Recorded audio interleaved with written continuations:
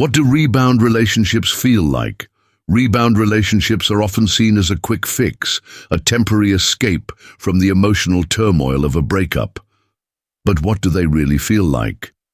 For many, the first taste of a rebound is both exhilarating and disorienting. The rush of attention, the spark of connection with someone new, it's like stepping into a world that temporarily distracts from the heartache left behind.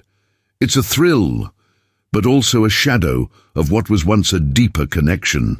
At first, everything might seem easy and effortless, as if the weight of the past is lifted, even if just for a moment. Yet there's an underlying tension, an awareness that this new relationship is built on the fragile foundation of emotional recovery, not real intimacy.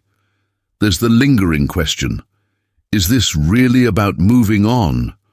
Or is it just a bandage over a wound that hasn't healed yet? The emotional roller coaster of a rebound relationship can leave you questioning what you're truly looking for, and whether you're chasing fleeting validation or genuine love. Rebounds can offer an illusion of healing, but they often come with complexities that no one anticipates when they first dive in. Number one, the initial rush. Let's start with the obvious. Rebound relationships feel amazing at first. It's like jumping into a freezing pool on a hot day. It shocks your system, wakes you up, and makes you forget the heat. You go from heartbreak to attention, from loneliness to affection. Suddenly, someone finds you attractive, interesting, even desirable.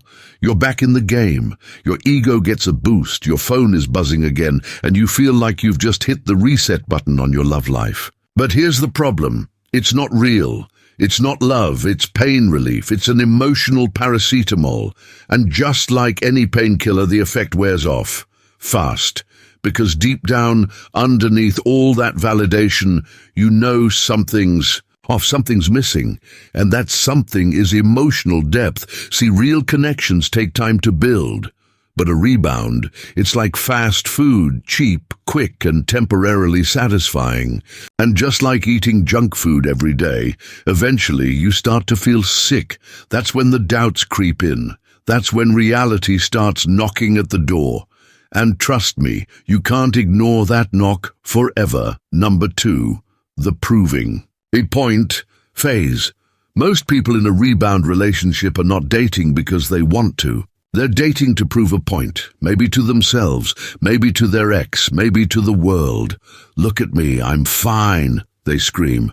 Through Instagram posts, date nights, and forced smiles. They want to believe it. They want everyone else to believe it.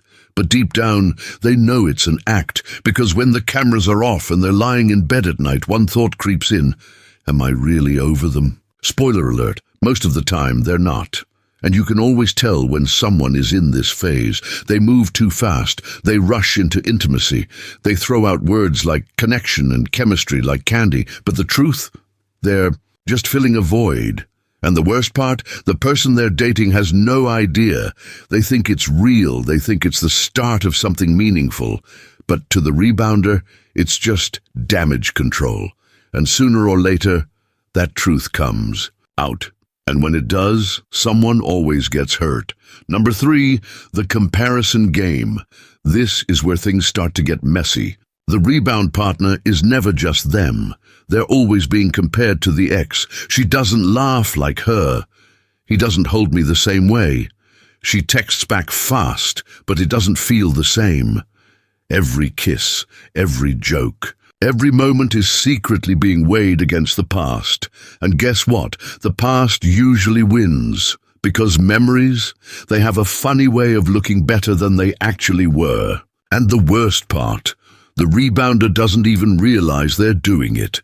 They think they're giving their new partner a fair shot, but in reality, they're trying to replace someone who isn't truly gone yet. And let's be honest, no one likes being compared to an ex. No one likes feeling like they're just a stand-in. It's unfair, it's toxic, and it's a recipe for disaster.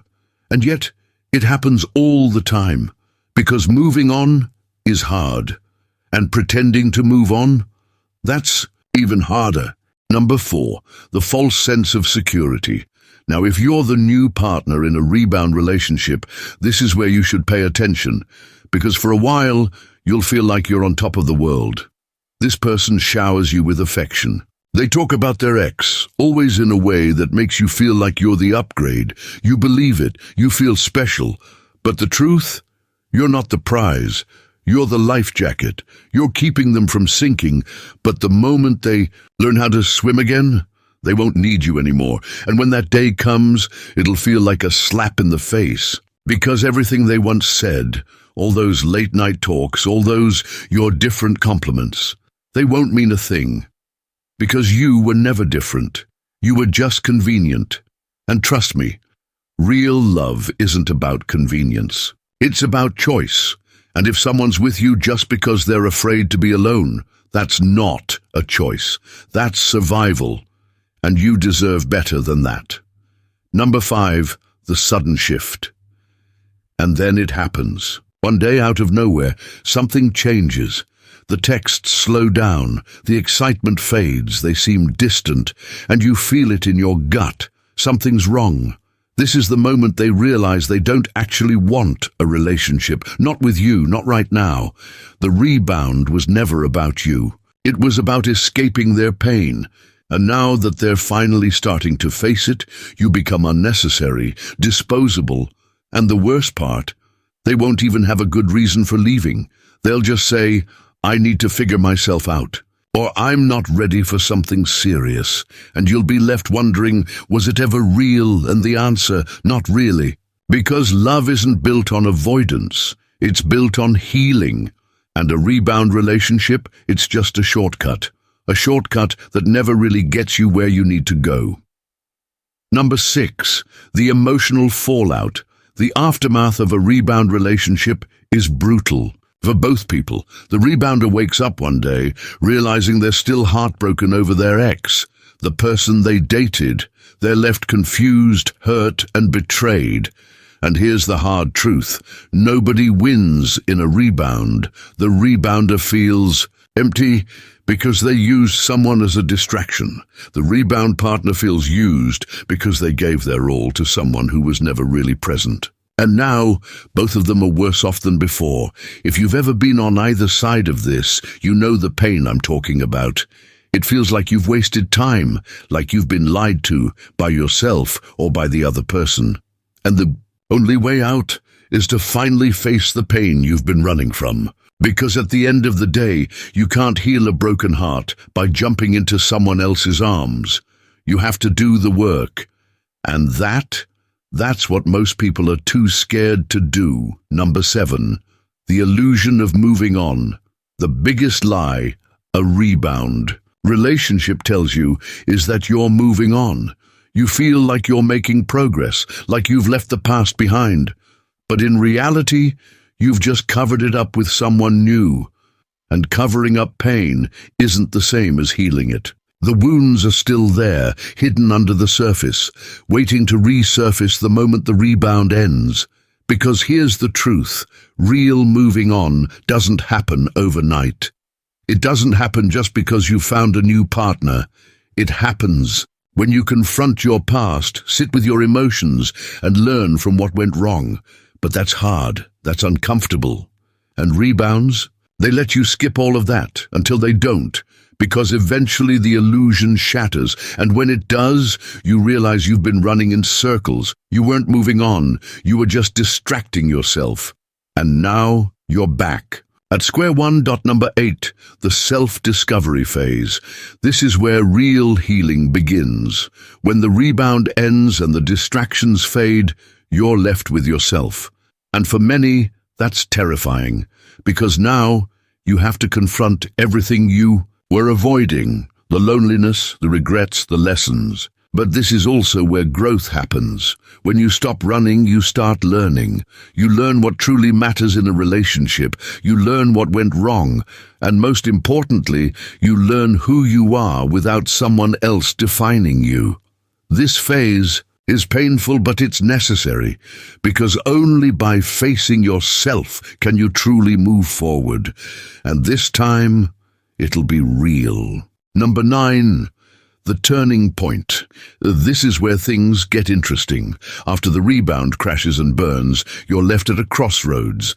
You can either repeat the cycle, jumping into another meaningless fling to avoid your feelings, or you can take the harder, more rewarding path, facing your emotions. And here's the thing, most people choose the easy way. They keep running, keep distracting themselves, keep pretending they're fine. But the ones who stop, the ones who sit with their pain, analyze their mistakes, and learn from them, they're the ones who come out stronger. Because at some point, you have to ask yourself, do I want to keep making the same mistakes, or do I want to grow? This is where real change happens. When you stop blaming your ex, stop looking for quick fixes, and start doing the inner work. It's tough, it's uncomfortable, but it's the only way to truly move on. And the best part? Once you do, you'll never settle for a rebound again. Number 10. The breakthrough moment. Here's the final, crucial step. After you've taken the time to heal, to process, to learn from your mistakes, you reach a point where you no longer need to find love. You're ready to experience it on your own terms. You no longer look for distractions or quick fixes to fill the emptiness. You embrace the stillness, the solitude, and here's the kicker. This is when love finds you. It's when you're no longer afraid of being alone that you truly become open to someone who can love you for who you are, not for the version of you that was trying to escape pain. The breakthrough moment isn't some grand revelation. It's when you've let go of the false comfort of a rebound and you've stepped into the uncomfortable yet real space of self-discovery. Real relationships are built on patience, mutual respect, and emotional honesty. And that's what a rebound can never give you.